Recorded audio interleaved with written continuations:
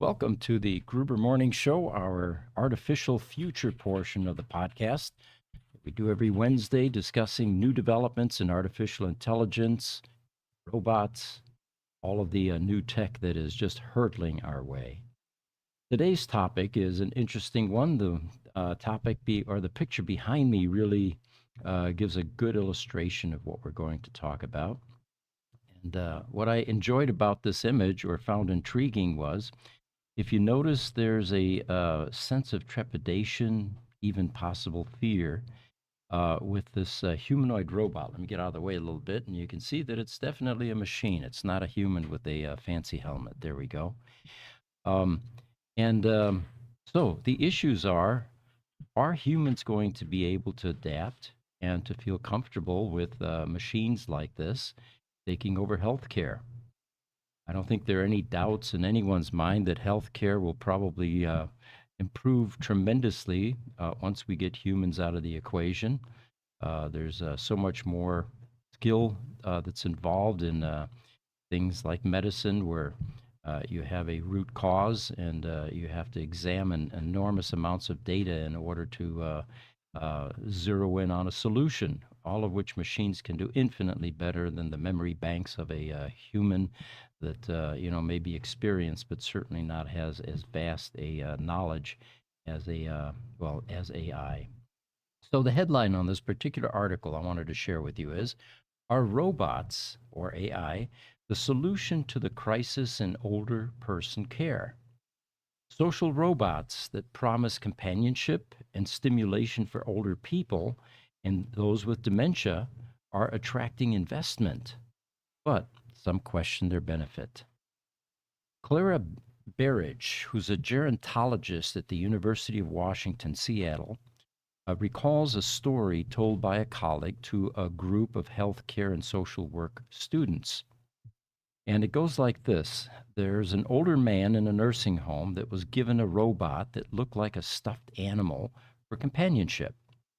He became attached to it, and when he later fell ill and died, the nursing home staff found him clutching his robot companion. The class was then asked to offer impressions of the scenario, and they were split. Either they thought it was beautiful that he wasn't alone in his last moments, or they felt it was tragic to die without a human connection.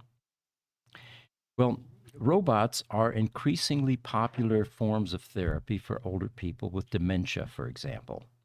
It's been suggested that social robots, on which much more of the research has been based, can improve people's moods, increase social interaction, reduce symptoms of dementia, and give caregivers some much needed relief. But some of the researchers are beginning to question if these devices are ready for widespread use with this particular population. The research proving robots' worth is sparse, and there are ethical concerns, especially around the idea that their use might reduce human contact in a population that is clearly in need of it. If we're going to invest resources, they say, in elder care, they want more staff at the facilities so they don't die alone. This particular comment came from Berridge, who said that her grandmother passed away on her own in an understaffed nursing home during the COVID-19 pandemic. And if you remember, that was probably one of humanity's tragedies, in that during COVID, the full height of it, people died alone. Family members were not allowed in the hospitals. And it was probably one of the biggest tragedies in human history to have loved ones simply go neglected and die alone without their family at their side, which is something, of course, that's been one of the hallmarks of humanity for thousands of years. So, early adopters, they're talking about the robots that are being used in therapy for older people and people with early cognitive decline fall into two broad categories: service robots and social robots. The service robots are designed to help people in their daily lives, such as assisting them with household tasks or mobility. Developing a robotic assistant that can navigate the home and safely interact with people and objects in that environment remains technologically challenging, however. The first thought that came to mind for me is there are already some augmentation devices, like wheelchairs, for example, for people that are lacking certain types of mobility. Well, you can just imagine now how something like a wheelchair that is an augmentation to assist mobility for someone aged or infirmed will drastically alter eventually into bodysuits that can not only handle now mobility, but food intake and also the elimination and a neural connection to overcome some of the decline in mental capacity, which is something that we don't know yet. Will things like Neuralink, for example, be able to bypass Alzheimer's, dementia? Will it be able to? Will we be able to, as we begin to download consciousness, be able to keep the pure form of consciousness intact while the mechanisms or the gray matter that has been handling consciousness continue to decline or deteriorate? Those are all exciting things in our future. So they say, as a result, social robots intended to offer companionship and provide cognitive stimulation are a more common sight in care settings for older people. Some are humanoid design and intended to act as intelligent companions, holding even rudimentary conversations and leading games and activities. And then other social robots will then aim to mimic pets that can respond in some way to a person's voice and touch. They say that animals, often dogs, have been used in care settings to help residents become more social and less agitated and to improve their quality of life. But the problem with animals is they require a lot of care, whereas a robot pet requires no care at all other than an occasional preventive maintenance or oiling the gears. Um, most people, or the most common example of this kind of social robot is a robot called Paro, P-A-R-O. Rather than a dog, the robot was designed in Japan, and it looks like a baby harp seal. The seal was chosen because it would be familiar and approachable, but it is not a common pet, so a person would not immediately spot the differences between its behavior and that of a real animal. So they use Paro typically to provide a form of pet therapy to older adults in assisted living type situations. It offers companionship and it encourages interaction between the residents and facilities and staff during therapy sessions. In Canada, in Vancouver, Canada, they purchased a furry bot in 2017 to use with people with dementia who had been admitted to the Vancouver General Hospital. It was initially used in group therapy for people with dementia to help people who were reticent to talk during admission and discharge. But over time, they found more uses for Paro. In one case, this robot, Paro, came to the aid of a patient in the accident emergency room who was hitting staff who came near him, who kicked the laboratory technician trying to take a sample of his blood. He had a cardiac condition that needed a quick diagnosis, and they had two choices: either physically or chemically restrain him or leave him alone. They said both options were not great. Instead, they placed Paro in the man's lap, and Paro turned its head as if waking from a nap. It opens and then it opened its eyes, and it looked up at the patient. Well, the man asked the robot if it had eaten lately. There was an immediate connection, apparently. And when Paro started moving around, the man began petting it. While he was engaged with Paro, the staff was able to perform the tests that they needed. We've got some people chiming in. Let me grab some of those first here. Instagram, EV Smoke ATX, AI all the way. I agree. Highlander's joined us. Welcome. He says, thanks to this live podcast, I'm now the go-to family member for AI, and I'm amazed at how much I learn on these podcasts of yours. So thank you, Pete and crew. There you go. Thank you. From TikTok, we've got Johnny5. He says, What was the order for the clones to turn on Jedi again in Star Wars? You social media guys are going to have to help me It there. was Order 66. There you go. Thank you. All right. Um, so, getting back to patient care and robots, either humanoid or pet type robots, they found that the main benefit of bots is to reduce negative emotions and behaviors among patients, better social engagement, and improved mood and care experience. For an old person who is frail and struggles with language, the robot doesn't judge. It offers unconditional presence, regardless of what they say, and is always happy to listen. Now, you can't quite say that for human caregivers because it's often taxing dealing with people with dementia. Um, I have a personal example of that. My mom got to 96 years old, and toward the end of her, I would say her last year, it was very difficult to have a conversation with her. We'd be sitting at the supper table, and you would have the same conversation every 2 minutes or so. And it's difficult for humans to deal with that because we become impatient at times. Whereas a machine, a robot, is going to have the same mood, whatever it's programmed to do, continuously without judgment, as they point out. Always happy to listen. All right. They built a third iteration of a humanoid companion robot that they called Ryan, and this was at the University of Denver in Colorado. It was also designed to help reduce social isolation among people with early stage dementia or depression by engaging them in conversation. So, this robot, Ryan, can also remind people to take medications and to lead mental and physical games.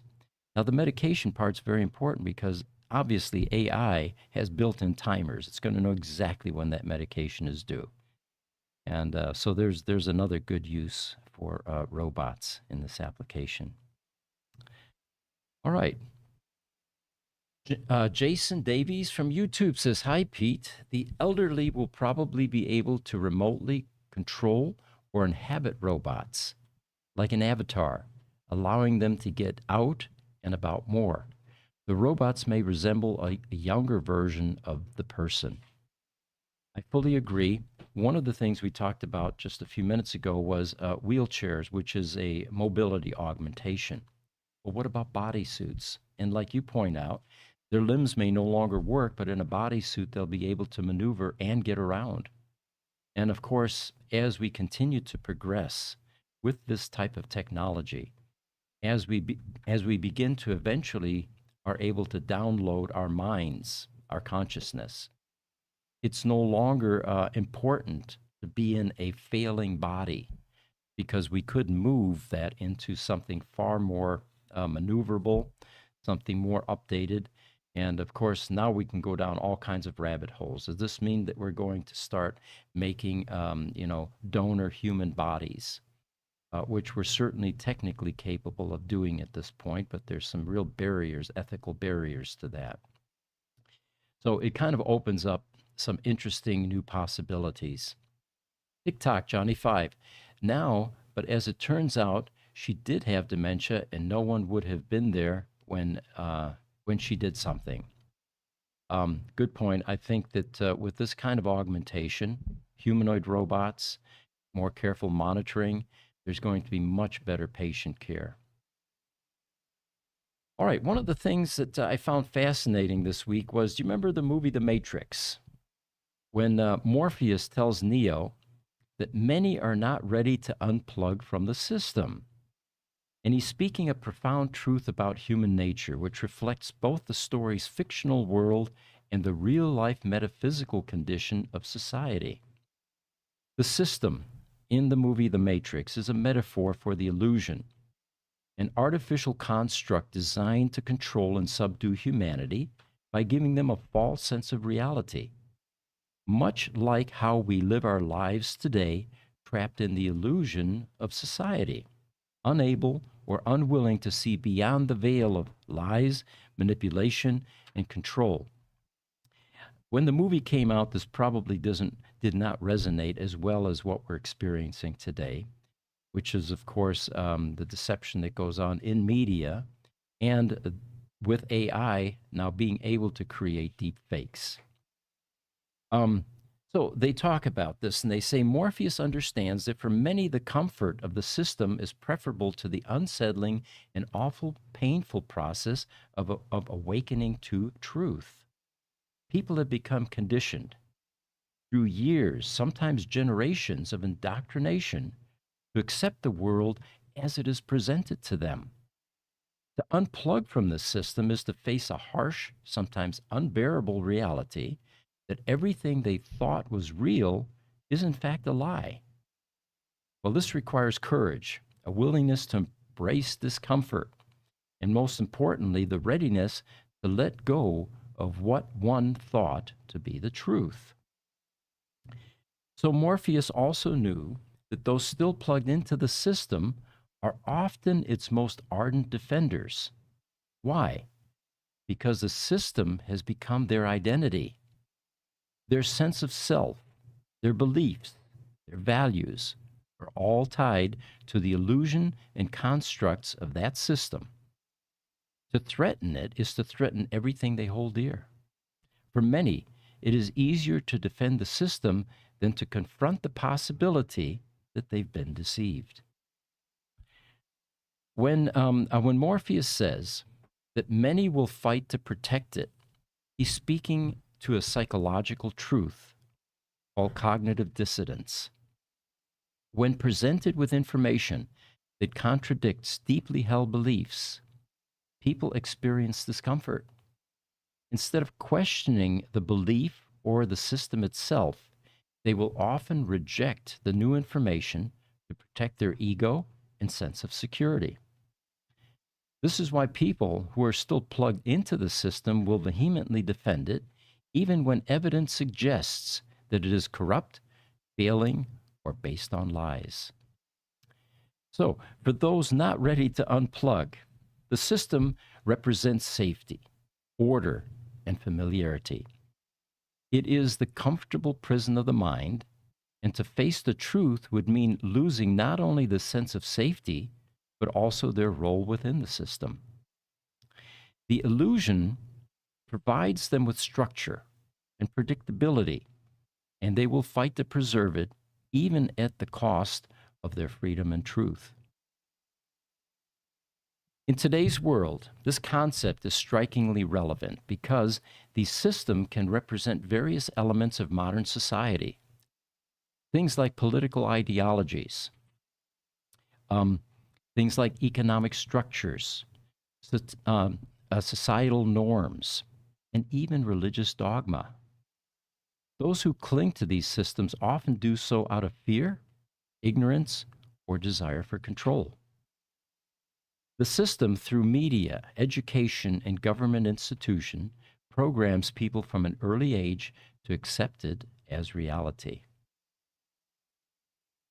So, questioning the very foundation of what is accepted as truth is probably something that we're going to have to move into in order to be able to adapt and to co-join with things like artificial intelligence and the final frontier, which is going to be realizing that we are not the body, that we are consciousness, which is timeless, and being able to move mind and consciousness out of the bioorganism that we've been used to having it inherently embedded in is going to be a quantum leap in how humanity continues to evolve or survive for that matter. All right. Got a few topics here. Highlander says, after a major industrial accident 2 years ago with a major concussion, I was told conversation was a key to recovery. That's why I believe these little robots are going to really help us all. Well, thanks for sharing that, Highlander. Yes. All right. OpenAI classified the O1 AI model as medium risk for persuasion and bioweapons. Before we go there, let's bring up a graph, guys. And it's called the IQ test graph. And it turns out that despite a long dry spell, no major improvements in AI, at least the chatbot types, and large language models, O1 comes along and take a look at what it was able to achieve on the IQ test scale. It looks like it's way ahead of some of its counterparts.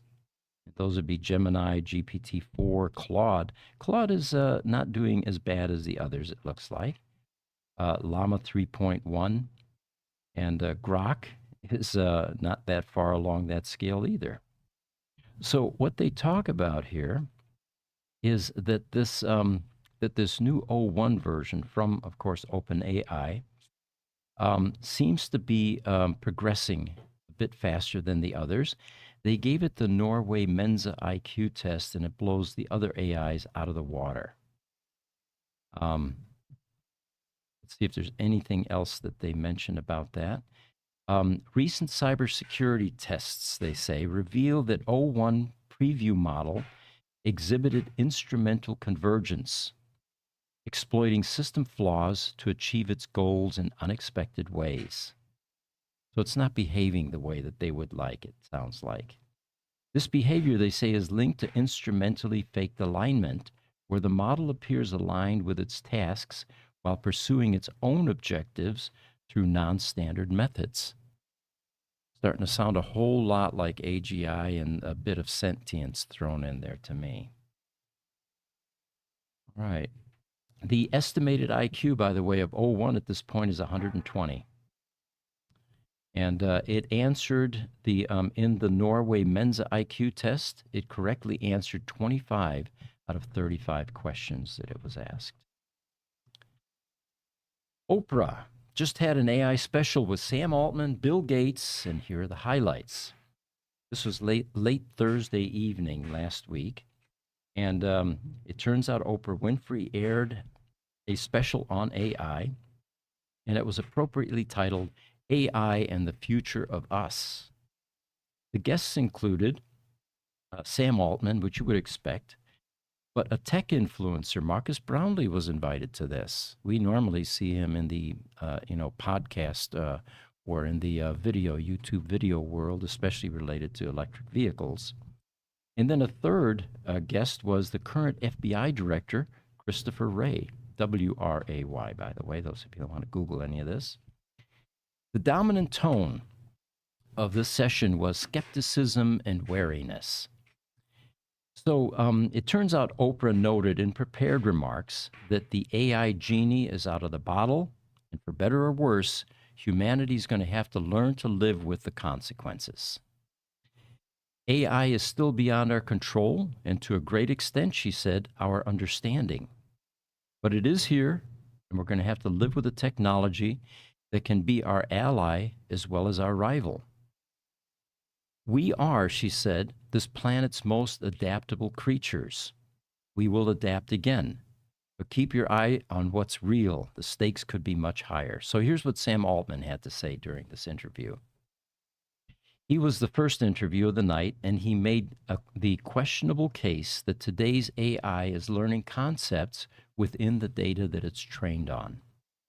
He said, we are showing the system 1,000 words within a sequence and asking it to predict what comes next.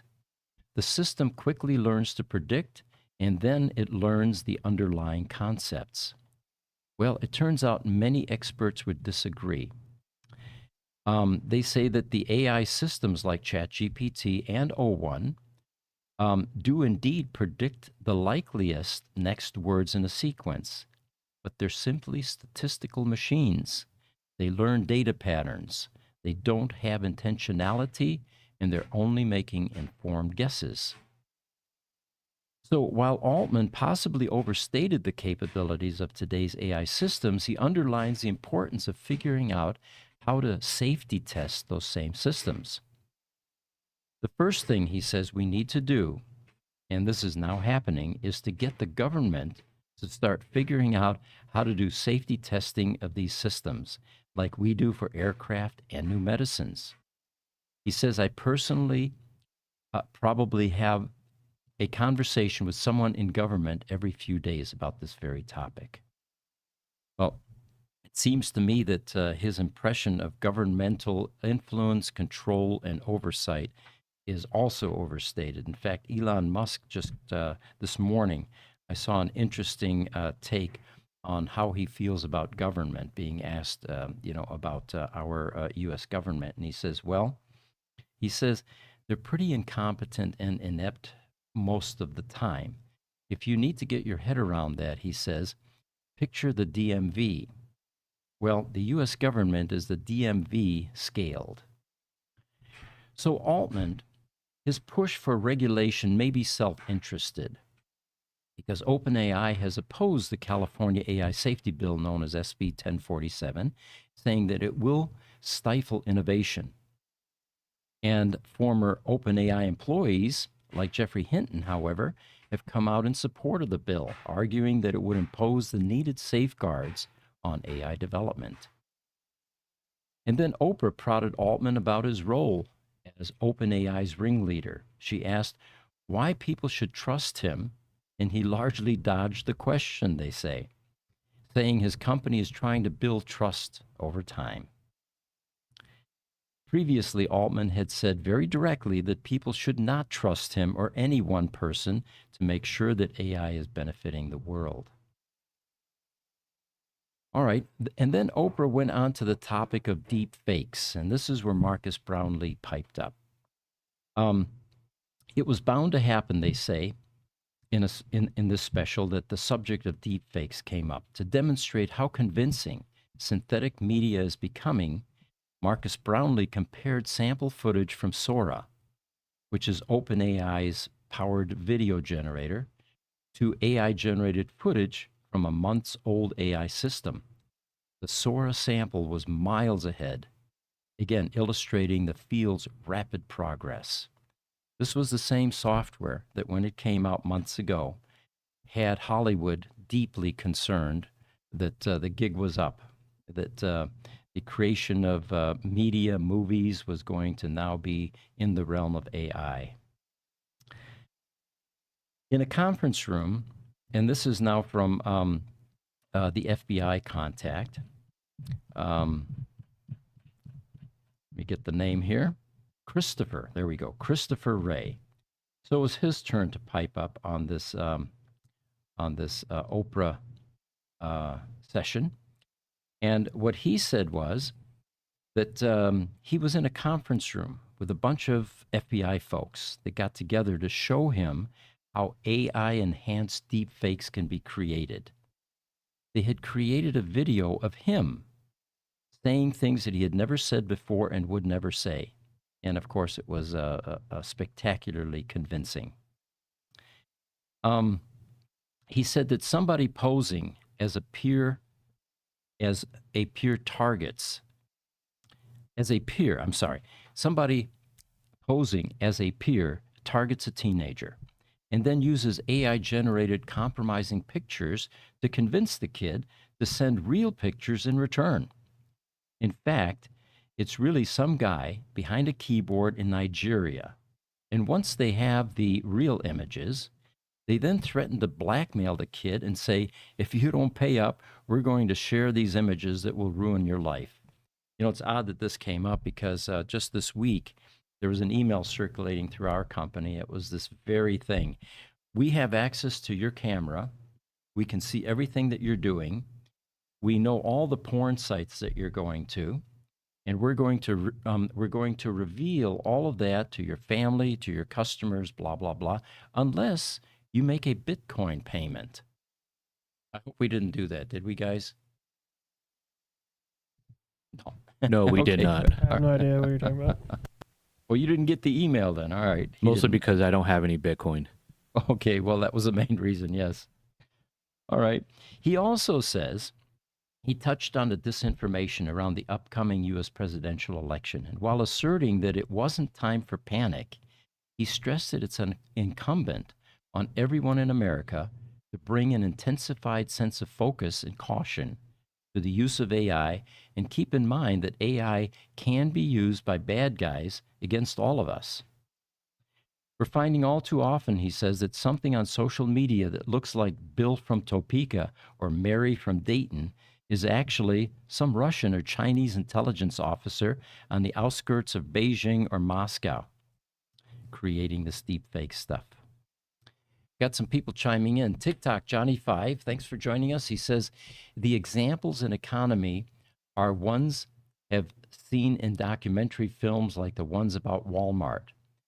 And they are going to have the employees, you love it, Walmart, until he's on the outside of the system and seeing HR. Johnny5 also says, when I was at my smartest, I was at the height of average intelligence. You were lonely, smarter. And then Johnny also says, brains keep 4,000 to 6,000 words, but I couldn't remember A by the time I read to E personally. All of that may change with AI, my friend. All right, and then Bill Gates also chimed in on this session, and his view was for a techno-optimistic change of pace. He expressed hope that AI will supercharge the fields of education and medicine. I agree with you, Bill. It's most one of its most fruitful, I think, directions to take. He says AI is like a third person sitting in a medical appointment, doing a transcript, and suggesting a prescription. And so instead of the doctor facing a computer screen, they're engaging with you. And the software is making sure that there's really good transcript. Gates ignored the potential for bias from poorly trained AI, however. In one recent study, they say that speech recognition systems from leading tech companies were twice as likely to incorrectly transcribe audio from black speakers as opposed to white speakers. And then other research has shown that AI systems reinforce long-held untrue beliefs that there are biological differences between black and white people, untruths that often lead clinicians to misdiagnose health problems. In the classroom, Gates said, AI can always be available and understandable how to motivate you, whatever your level of knowledge is. But that's not exactly how many classrooms see it. Do you remember when ChatGPT first came out? The learning institutions were running for cover, trying to ban it. They were concerned over plagiarism and misinformation fears, but many have since then reversed their bans. Not all are convinced that generative AI's potential for good, pointing to surveys like in the UK, Safer Internet Centers, which found that over half the kids report having seen people using, people their age using generative AI in negative ways, for example. All right. So Elon Musk, why did he create Neuralink? This was an interesting article. Many people wonder that. Well, what is Neuralink? It is a neurotechnology company that was founded by Elon Musk and others in 2016. The company is focused on developing implantable brain and machine interface, BMIs they call them, which are devices that can be used to communicate directly with the brain. So Musk founded Neuralink with the goal of advancing the field of neurotechnology and exploring the potential for BMIs to treat a range of medical conditions, including paralysis, stroke, and neurodegenerative diseases. He's also expressed interest in the potential for BMIs to enhance human cognition and capabilities, and has suggested that BMIs could be used to help humans keep pace with artificial intelligence in the future. In other words, making us as smart as artificial intelligence so we can keep up. Overall, they say Musk founded Neuralink with the goal of advancing, of course, the BMIs and human health and performance. Now, here's a quote from him. A company is a group organized to create a product or service, and it is only as good as its people and how excited they are about creating. I do want to recognize a ton of super talented people. I just happen to be the face of the companies. And I fully agree with Elon's assessment there. Gwynne Shotwell, the president of SpaceX, for example, here's a quote from her. First of all, when Elon says something, you have to pause and not immediately blurt out, well, that's impossible. Or there's no way we're going to do that, or I don't know how. So you zip it and you think about it and you find ways to get it done. Words of wisdom from How to Work with Elon Musk. And that's why she's been at SpaceX so long, I'm sure. So here's another interesting notion from, again, Elon. He says, you can answer any question pretty much instantly. You can remember flawlessly. Your phone can remember your videos and your pictures perfectly. Your phone is already an extension of you. You are already a cyborg. Most people don't realize that you are. It's just the data rate. It's slow, very slow. It's like a tiny straw of information flow between your biological self and your digital self. We need to make that tiny straw like a giant river, a huge high bandwidth interface. And that's, of course, where these BMIs come into play, the neural implants. All right, it looks like we're getting to the close of this podcast. TikTok Johnny 5, he says, I've heard advertisements say that it would get rid of your allergies within 3 visits instead of a lifetime monthly prescription. Yeah, that would be wonderful. So AGI refers to the type of intelligence that's capable of performing any intellectual task that a human can do. Unlike its predecessors, AGI promises not only automation, but also an era where machines can learn, reason, and adapt across various domains with minimal human intervention. How does this work in business, for example? And this is one that I appreciated, in customer support and service. Well, AI-driven chatbots have already made their mark in customer support. But AGI, general intelligence, will take automation to new higher levels. Not only can AGI handle more complex queries, but it can also predict customer needs, personalize interactions, and provide real-time solutions without human intervention. In healthcare, medical professionals such as radiologists, pathologists who analyze scans and report may face competition from AGI systems that can perform these tasks faster and more accurately. With the ability to process vast amounts of medical data, AGI is going to revolutionize diagnostic processes in healthcare. And then finally, the earlier topic, healthcare and therapy. Human caregivers, therapists, and mental health professionals will continue to be in demand, while AGI may assist with medical diagnosis or the human touch required in caregiving, counseling, and therapy, which cannot be replicated by machines.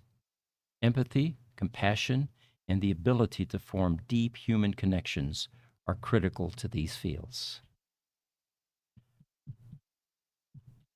All right.